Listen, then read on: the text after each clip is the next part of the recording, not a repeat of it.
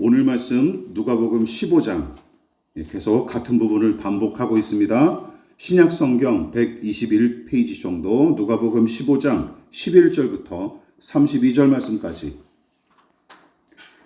탕자의 귀양 여섯 번째 설교입니다. 찾으신 줄 알고 저와 여러분이 한 절씩 번갈아 가면서 교독하고 마지막 절은 합독하도록 하겠습니다. 우리 교우 여러분 먼저 11절 낭독하시겠습니다. 자, 시작. 또 이르시되 어떤 사람에게 두 아들이 있는데 그 둘째가 아버지에게 말하되 아버지여 재산 중에서 내게 돌아올 분깃을 내게 주소서 하는지라. 아버지가 그 살림을 각각 나눠 주었더니 그 며칠이 안 되어 둘째 아들이 재물을 다 모아가지고 먼 나라에 가 거기서 화랑방탕하여 재산을 낭비하더니 다 없앤 후 그 나라에 크게 흉년이 들어 그가 비로소 궁핍한지라. 가서 그 나라 백성 중 한 사람에게 붙여 사니 그가 그를 들로 보내어 돼지를 치게 하였는데 그가 돼지 먹는 쥐염 열매로 배를 채우고자 하되 주는 자가 없는지라. 이에 스스로 돌이켜 이르되 내 아버지에게는 양식이 풍족한 품꾼이 얼마나 많은가. 나는 여기서 주려 죽는구나. 내가 일어나 아버지께 가서 이르기를 아버지 내가 하늘과 아버지께 죄를 지었사오니 지금부터는 아버지의 아들이라 일컬음을 감당하지 못하겠나이다. 나를 풍부대 하나로 보소서 하리라 하고 이에 일어나서 아버지께로 돌아가니라. 아직도 거리가 먼데 아버지가 그를 보고 측은히 여겨 달려가 목을 안고 입을 맞추니 아들이 이르되 아버지 내가 하늘과 아버지께 죄를 지었사오니 지금부터는 아버지의 아들이라 일컬음을 감당하지 못하겠나이다 하나. 아버지는 종들에게 이르되 제일 좋은 옷을 내어다가 입히고 손에 가락지를 끼우고 발에 신을 신기라. 그리고 살찐 송아지를 끌어다가 잡으라. 우리가 먹고 즐기자. 이 내 아들은 죽었다가 다시 살아났으며 내가 잃었다가 다시 얻었노라 하니 그들이 즐거워하더라. 마다다는 밭에 있다가 들어와 집에 가까이 왔을 때에 풍악과 춤추는 소리를 듣고 한 종을 불러 이 무슨 일인가 물은데 대답하되 당신의 동생이 돌아왔음에 당신의 아버지가 건강한 그를 다시 맞아들이게 됨으로 인하여 살찐 송아지를 잡아나이다 하니 그가 노하여 들어가고자 하지 아니하거늘 아버지가 나와서 권한대. 아버지에게 대답하여 이르되 내가 여러 해 아버지를 섬겨 명을 어김이 없거늘 내게는 염소 새끼라도 주어 나와 내 벗으로 즐기게 하신 일이 없더니 아버지의 살림을 창녀들과 함께 삼켜버린 이 아들이 돌아오매 이를 위하여 살찐 송아지를 잡으셨나이다. 아버지가 이르되 예 너는 항상 나와 함께 있으니 내 것이 다 내 것이로되 이 내 동생은 죽었다가 살아났으며 내가 잃었다가 얻었기로 우리가 즐거워하고 기뻐하는 것이 마땅하다 하니라. 아멘. 우리 말씀의 제목을 다 같이 한번 읽어보시겠습니다. 가운데 제목을 읽어보겠습니다. 시작. 탕자의 궁핍과 추락. 탕자의 궁핍과 추락이라는 제목으로 탕자의 귀양 여섯 번째 설교 이어가도록 하겠습니다. 자, 죄인이 서 있는 이 땅의 현실은 어떠합니까? 그리고 죄인은 어떤 상태에 빠져 있을까요? 우리는 이 비유에 나타난 먼 나라의 흉년을 통해 두 가지 내용을 지난 시간에 함께 살펴봤습니다. 우선 우리는 먼 나라에 임한 흉년을 통해 망가진 세상의 한계를 살펴봤어요. 탕자가 아버지를 멀리 떠나 정착한 그 나라에 불행히도 흉년이 들었습니다. 다시 말해 탕자는 복된 곳인 줄 알고 그곳을 찾아갔으나 그곳이 정작은 고통과 저주의 땅으로 변했죠. 그래서 먼 나라에서 일어난 그 흉년은 허무하고 황폐한 세상의 현실을 고스란히 묘사함과 동시에 하나님을 떠난 인간과 세상의 망가진 영적 상태를 상징적으로 보여준다라고 말씀을 드렸어요. 이처럼 아버지를 떠난 탕자가 정착하고 맞닥뜨린 세상은 심히 가물고 메마르며 황폐한 곳이었고 지금 우리가 사는 세상도 그러합니다. 기억하십시오. 타락한 죄인과 함께 저주받은 이 땅은 죄로 오염되고 악이 창고라는 곳으로 전락했으며 그로 인해 고난과 고통과 부조리가 판치게 된 것입니다. 또한 먼 나라에 임한 흉년과 거기를 찾아간 탕자의 행보는 무엇을 보여줍니까? 두 번째 같이 읽어볼게요. 시작. 망가진 죄인의 한계가 어떠한지 아주 적나라하게 폭로합니다. 탕자의 선택은 시작부터 사악하고 잘못됐습니다.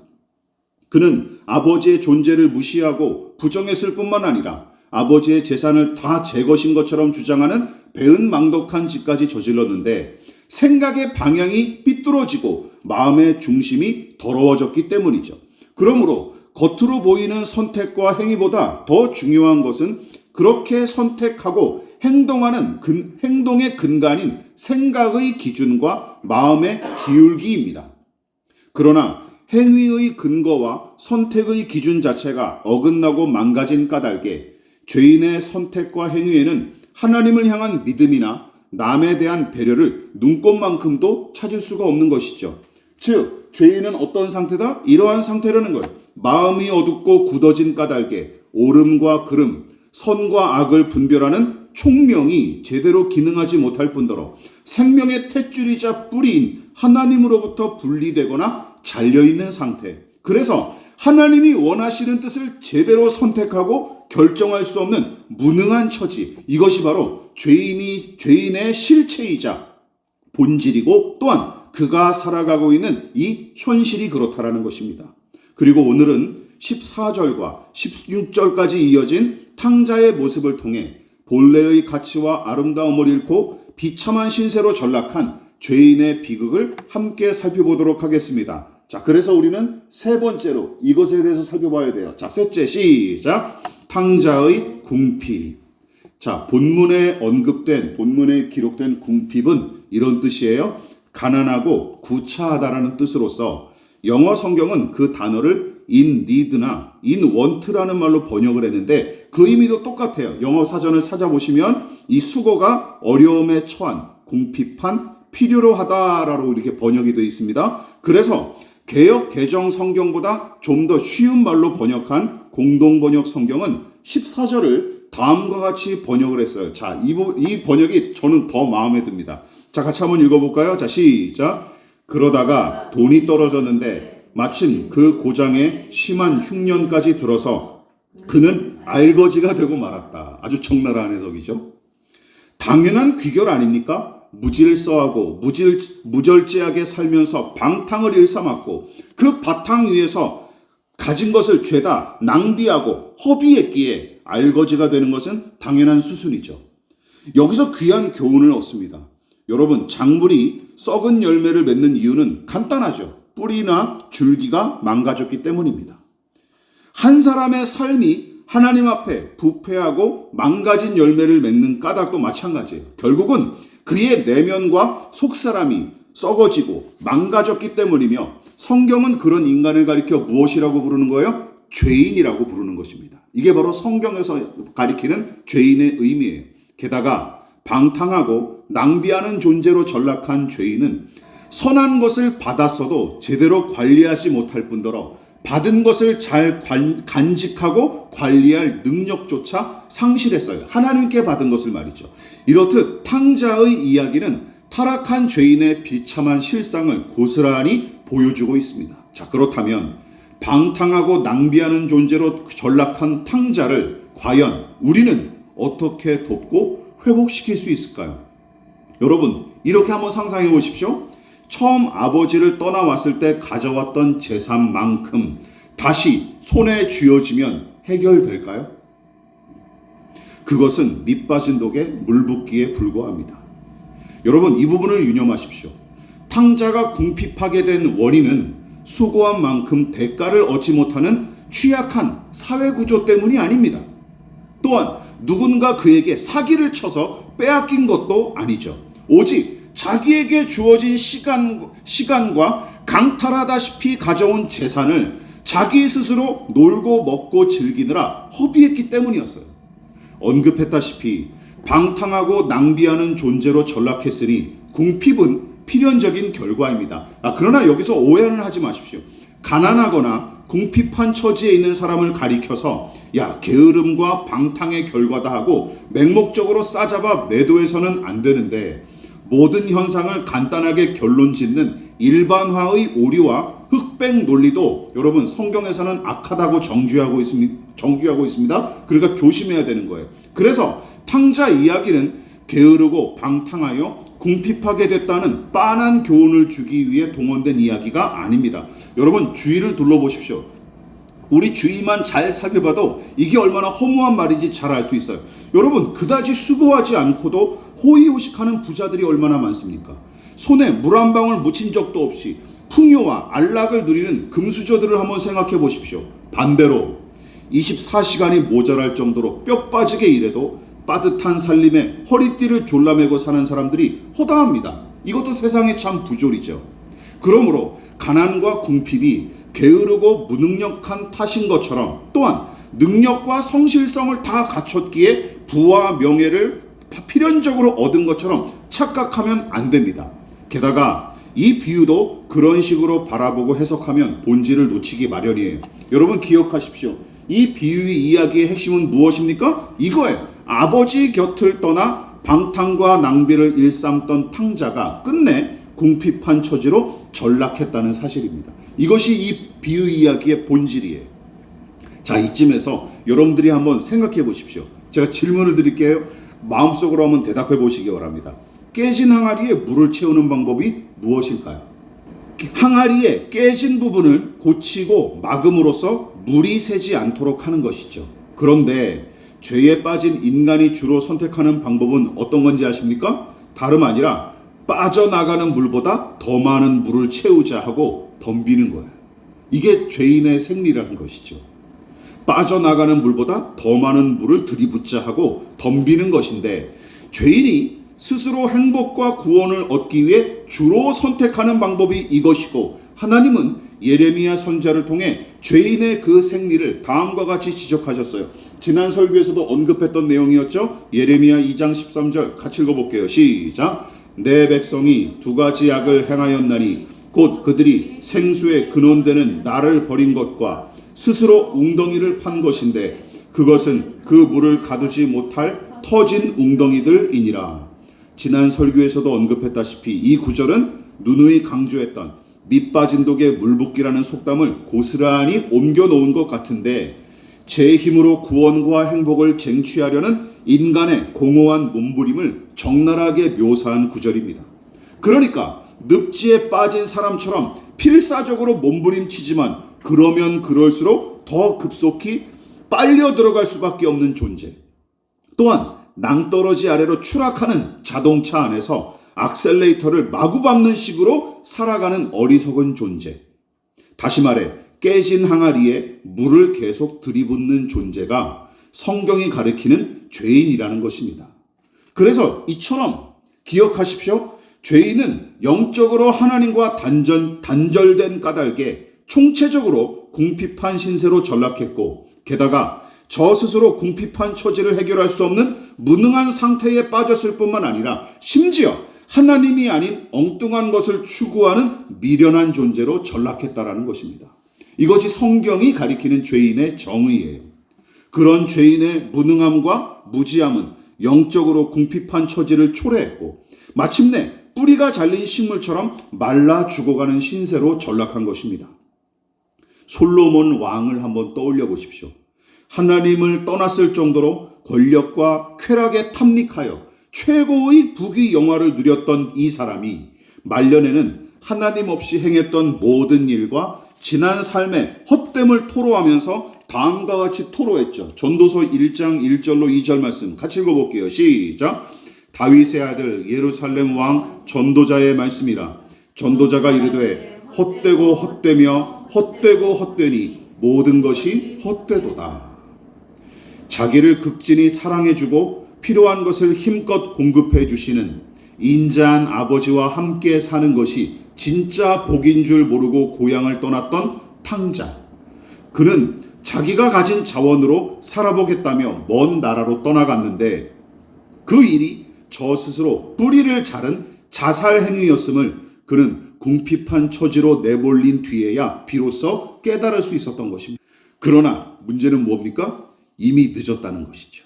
아버지를 떠난 탕자의 마음은 피폐해짐과 동시에 그의 생활도 궁핍해졌기 때문이죠. 자, 이처럼 죄인은 지옥과 같은 궁핍한 현실에서 발버둥 치다가 결국은 궁핍한 처지에서 영원히 벗어나지 못하게 되는 것입니다. 그것이 하나님을 떠난 인간의 현실이자 운명이라는 것이죠. 그러나 더 큰 비극이 있습니다. 그게 무엇입니까? 죄인이 처한 궁핍한 현실과 그 참혹한 운명을 전혀 의식하지 못한 채 저주와 사망과 심판을 향해 뚜벅뚜벅 걸어가는 사람들이 허다하다는 것입니다. 그뿐만이 아닙니다. 탕자는 궁핍한 처지에 더하여 날개 잃은 새처럼 추락하고 있습니다. 그래서 우리는 네 번째 교훈을 함께 살펴보십시다. 시작. 탕자의 추락. 방탕하고 허비했던 탕자에게 궁핍은 당연한 수순이었습니다. 그가 챙겨온 돈은 방탕과 허비로 마침내 바닥이 났고 이제는 궁핍한 처지에 내몰려 끼니를 입기도 어려웠습니다. 그뿐만이 아니었죠. 극심한 가난에 시달려 굶주린 것은 물론이고 사회적 지위와 신분마저 완전히 뒤바뀌고 맙니다. 즉 밥을 빌어먹어야 할 정도로 궁핍한 처지에 내몰렸을 뿐만 아니라 이제는 남의 밑에서 종처럼 살 수밖에 없는 비참한 신세로 추락한 것이죠. 여러분 본문을 보십시오. 탕자는 생존을 위해 그 나라 사람에게 빌붙어서 더부살이를 시작했는데 그 집에서 기르는 돼지를 치며 일했을 뿐만 아니라 돼지 우리 안에서 사는 지경까지 이르는 것이죠. 즉 종놈으로 전락했다는 뜻입니다. 종이 된 거예요.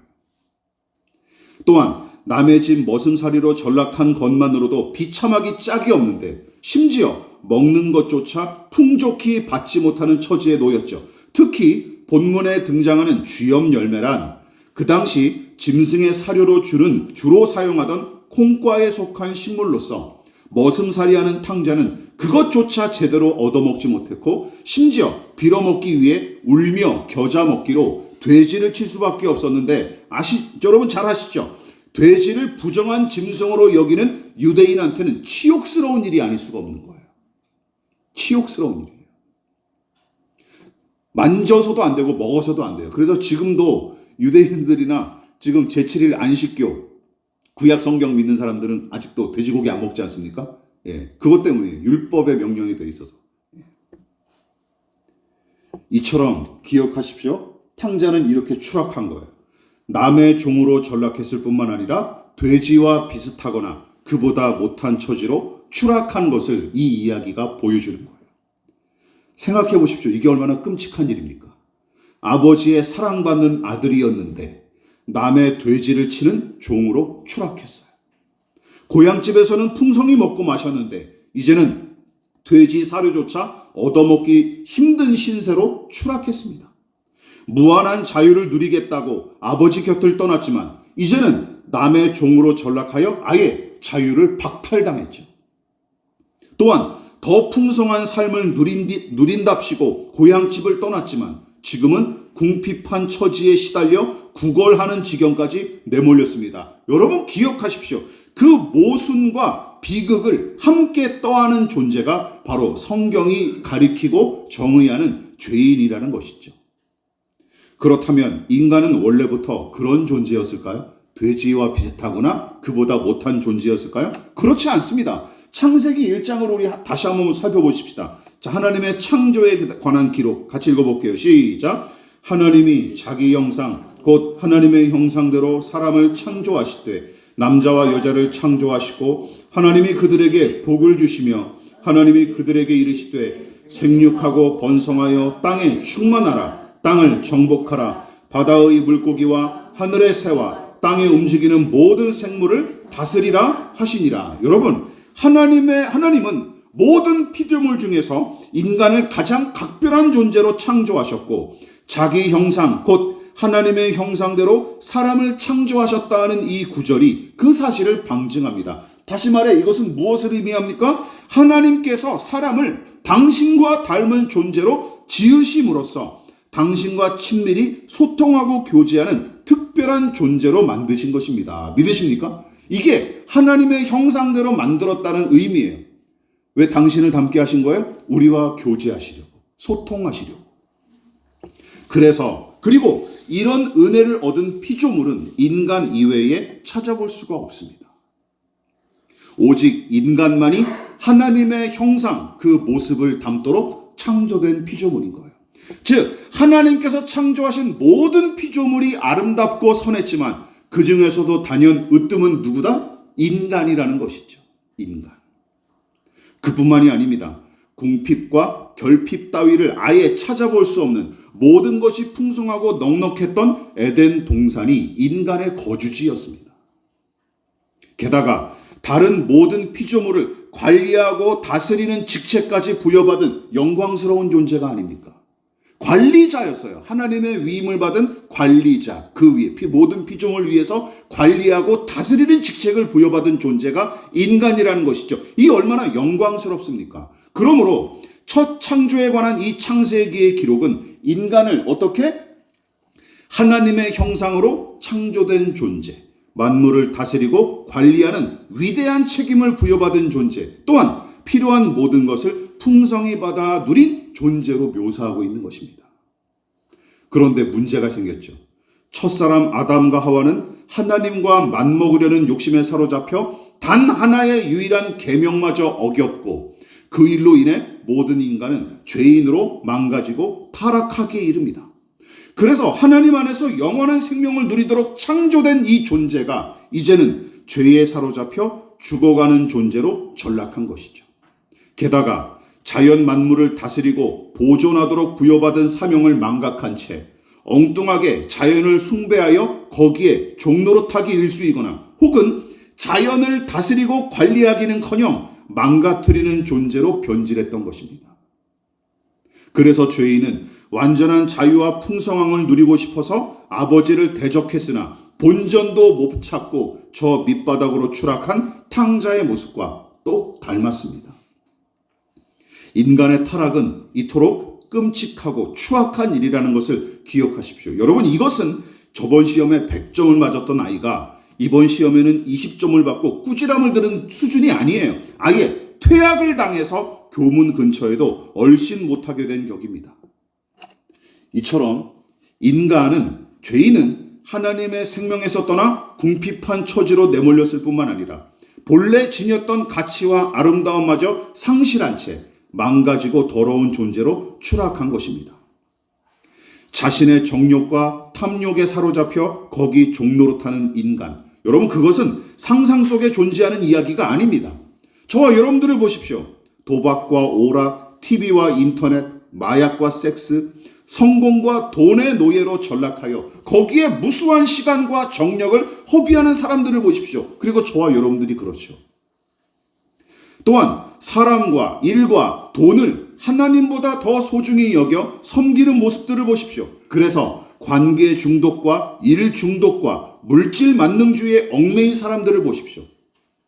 하나님께서 사람들에게 다스리라고 허락하신 것들이 오히려 지금은 사람 위에 군림해서 사람을 다스리고 있는 거예요. 사람을 제멋대로 조종하고 있는 중입니다. 그래서 하나님의 형상으로 선하고 아름답게 창조된 인간이 어느덧 짐승 못지않은 존재로 추락했고, 더불어 짐승의 수준으로 전락한 인간은 심지어 짐승만도 못한 짓을 서슴지 않는 지경까지 망가진 것입니다. 어느 짐승이 동족을 죽입니까? 그렇지 않습니까? 동족을 죽이는 짐승은 저는 본 적이 없어요. 그러나 인간은 다른 인간을 죽이기도 하죠. 여러분, 이것은 하나님이 의도하신 바가 전혀 아닙니다. 그래서 바울은 불신앙에 빠진 죄인을 다음과 같이 묘사했죠. 갈라디아서 4장 8절 말씀 같이 읽어볼게요. 시작. 그러나 너희가 그때에는 하나님을 알지 못하여 본질상 하나님이 아닌 자들에게 종노릇하였더니, 무엇에? 종이 된 사람들, 거기에 얽매인 사람들, 그것을 죄인의 실체로 파악하고 있는 것입니다. 그러니까 하나님을 알지 못하는 인간은 필연적으로 무언가에 얽매여 살고 거기에 종노릇할 수밖에 없음을 분명히 지적하고 있는 것입니다.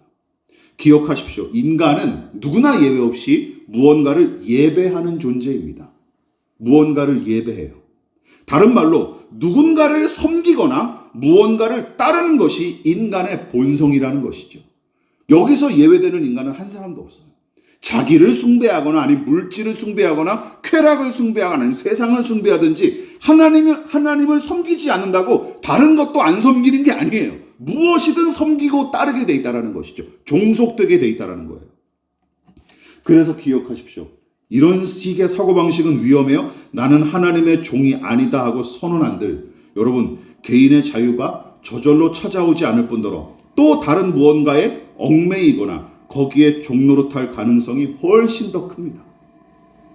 게다가 그 대체제, 하나님을 대신하는 그것들은 인간을 더욱 비참한 처지로 내몰기 마련입니다. 창조의 아름다움과 하나님의 형상을 담은 고귀함, 그리고 가장 사랑받는 피조물로서 누렸던 영광스러운 권위와 권세, 그러나 이제 인간은 죄로 인해 그 모든 것을 잃어버렸고 이제는 되지보다 못한 처지에 빠진 탕자처럼 추락한 상태에서 지금 우리는 살아가고 있는 것입니다. 말씀을 마무리하도록 하겠습니다. 저와 여러분은 혹시 지금 무엇에 얽매여 있습니까? 무엇에 얽매여 있습니까? 하나님께 얽매이지 않은 까닭에 더 많은 자유와 풍성함을 누리며 살아가십니까? 그러나 세상과 사람의 평판에 목을 메고 여전히 사람과 돈에 좌지우지되는 삶을 살아갈 뿐이십니까? 또한 자신의 성공과 안락과 승리를 위해 무슨 짓이든 서슴지 않고 무엇에든 무릎 꿇을 준비가 되어 있습니까? 심지어 예배를 착실하게 참석하고 주기적으로 경건의 모양을 낼지라도 결국은 자신의 만족과 이익을 얻는 것이 신앙생활의 궁극적인 목표일 뿐만 아니라 그것은 하나님의 의도와 거리가 너무나 먼 인생임을 저와 여러분들은 생각해야 되는 것입니다. 아무리 신앙생활을 착실하게 한다 하더라도 그 목표와 마음의 기울기가 삐뚤어져 있다면 그것도 우상숭배에 불과하다는 것이죠. 이 질문에 대답해 보십시오. 우리에게 베푸신 창조의 아름다움과 고결함은 저와 여러분에게 어디에 있습니까? 우리가 그것을 간직하고 있습니까? 하나님께서 우리 각 사람에게 부여하신 참 자유와 권세를 우리는 제대로 누리고 있습니까? 누군가 우리를 보고 저 사람은 어디에도 얽매이지 않고 오직 하나님의 사람답게 사는구나 하고 이야기를 들어본 적이 있으십니까? 저 사람은 어디에 얽매이지 않고 하나님의 사람처럼 자유롭게 살아가는구나. 자유를 풍성히 누리며 살아가는구나. 비록 가난하고 비천할지언정 어디에 종노릇하고 있지는 않구나 라는 말을 듣고 계십니까? 예수께서 무엇을 위해 십자가에 못 박혀 돌아가셨는지 예수님과 바울의 가르침을 토대로 저와 여러분들이 한번 이 구절을 통해 생각해 보십시다. 요한복음 10장 10절 말씀, 예수님의 말씀이죠. 시작. 도둑이 오는 것은 도둑질하고 죽이고 멸망시키려는 것뿐이요 내가 온 것은 양으로 생명을 얻게 하고 더 풍성히 얻게 하려는 것이라. 궁핍과 추락에 빠진 이 인간을 드디어 구원하셔서 어디로? 생명과 풍성함을 얻는 존재. 그 풍성함은 물질적인 풍성함을 이야기하는 게 아니에요. 로마서 6장 6절 바울은 이렇게 이야기합니다. 읽어볼게요. 시작. 우리가 알거니와 우리의 옛사람이 예수와 함께 십자가에 못 박힌 것은 죄의 몸이 죽어 다시는 우리가 죄에게 종노릇하지 아니하려 함이니 돈과 명예와 권력과 자신의 정욕에 종노릇하는 처지를 벗어남으로써 참된 자유와 평안과 생명을 더더욱 풍성히 누림과 동시에 사랑과 정의와 평화를 완연하게 구현하고 펼쳐나가는 삶. 사망의 음침한 골짜기와 눈물 골짜기 같은 시간을 지날지라도 함께 하시는 하나님을 신뢰하기에 끝끝내 인내하고 선을 행하는 삶.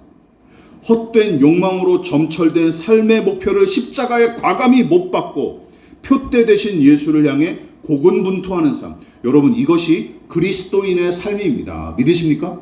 이것이 그리스도인의 삶이에요. 그러므로 탕자와 같은 처지, 다시 말해 하나님의 생명과 은혜에서 끊어져 궁핍하게 된 상태, 창조의 선함과 아름다움을 잃고 추락한 상태에서 벗어나십시다. 거기서 일어나 새로운 삶을 향해 나아가십시다. 참된 자유와 생명의 주인이신 예수께로 나아가십시오. 죽음의 골고다 언덕과 부활의 빈무덤으로 나아가십시다. 거기서 옛 자아를 못 받고 새로운 피조물로 거듭남으로써 진정한 자유와 생명을 오늘보다 어제보다 오늘, 오늘보다 내일 더더욱 풍성히 누릴 수 있는 저와 여러분 되시기를 진심으로 축원을 드리겠습니다.